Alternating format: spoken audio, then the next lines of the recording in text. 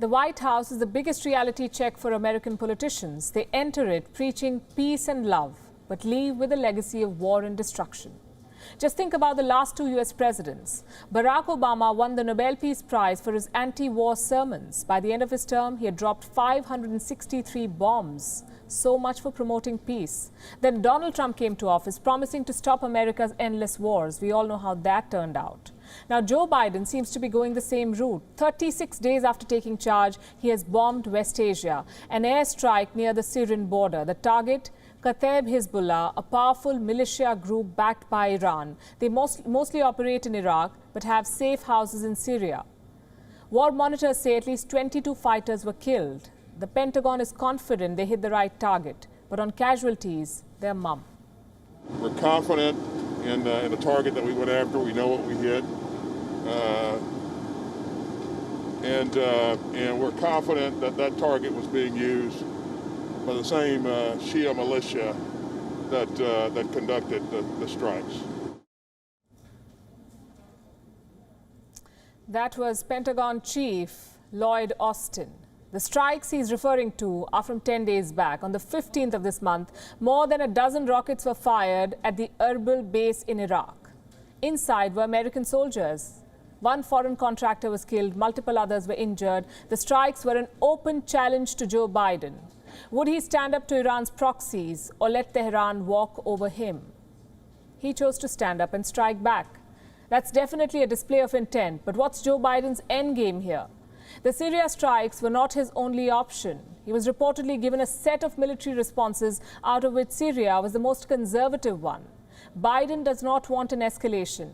His goal is deterrence, to put the fear of America in the mind of its enemies. But the casualty of this posturing could be the Iran nuclear deal. Biden has a personal stake in reviving it. As Vice President of the US, he played a key role in the negotiations. But these airstrikes complicate matters. Iran is no doubt plotting revenge.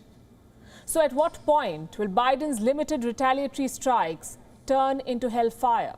The State Department gave a clear answer on Wednesday. America's patience is not unlimited. Our patience is not unlimited, but we do believe, and the president has been clear on this ever since he was running for high office, that the United States and he felt that the most effective way to ensure Iran could never acquire a nuclear weapon was through diplomacy. That is what we are engaged in now. The Iran problem is part of every president's inheritance. But that's not the only challenge for Biden. He's talking about resetting ties with Saudi Arabia, the power center of West Asia, also Iran's sworn enemy.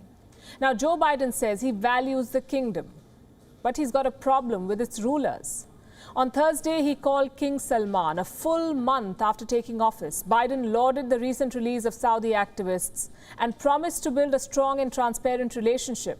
A couple of interesting things to note about this phone call. One, the timing. The conversation came so late that it seems like more of an afterthought. Saudi Arabia is among America's closest allies. Their alliance is key to containing Iran's influence in West Asia. The delay in reaching out could be a signal of fraying ties. Point number two, the Khashoggi report. We've been hearing about it this entire week, a US intel report that will blame the Saudi crown prince for the murder of journalist Jamal Khashoggi. Biden says he's read that report, but it wasn't raised in this phone call. Number three, Saudi Arabia's human rights record. Joe Biden appreciated the strides made by the kingdom, but he wants more action, like he can dictate it.